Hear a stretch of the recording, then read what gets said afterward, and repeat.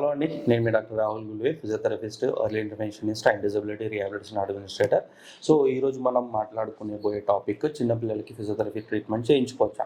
ఒకవేళ చేయించుకోవచ్చు అనుకుంటే ఏజ్ నుంచి స్టార్ట్ చేయాలి.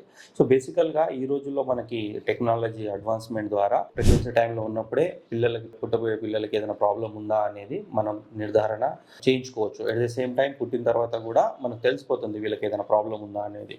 సో మీ పీడియాట్రిషియన్ కనుక మీ పిల్లలకి ప్రాబ్లం ఉంది, వీళ్ళ డెవలప్మెంట్లో వీళ్ళ మైల్ స్టోన్స్లో డిలే అయ్యే అవకాశం ఉంది అని మీ పీడియాట్రిషియన్ కనుక మీకు చెప్తే డే 1 నుంచి మనం ఫిజియోథెరపీ ట్రీట్మెంట్ అనేది చేయొచ్చు పిల్లలకి.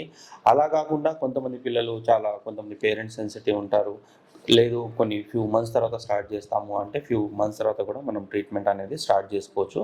కాకపోతే ఎంత తొందరగా మనం ఫిజియోథెరపీ ట్రీట్మెంట్ వాళ్ళకి ఇవ్వగలిగితే అంత ఫాస్ట్గా వాళ్ళ neuro developmental and neuromuscular coordination అనేది వచ్చే అవకాశం ఉంటుంది.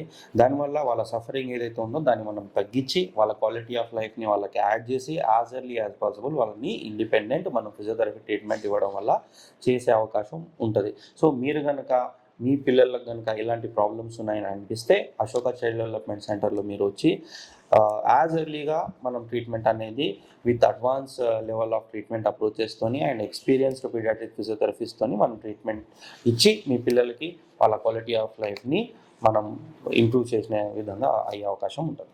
Thank you. Ashoka child development centre మీ జీవితాల్లో వెలుగు నింపుతుంది.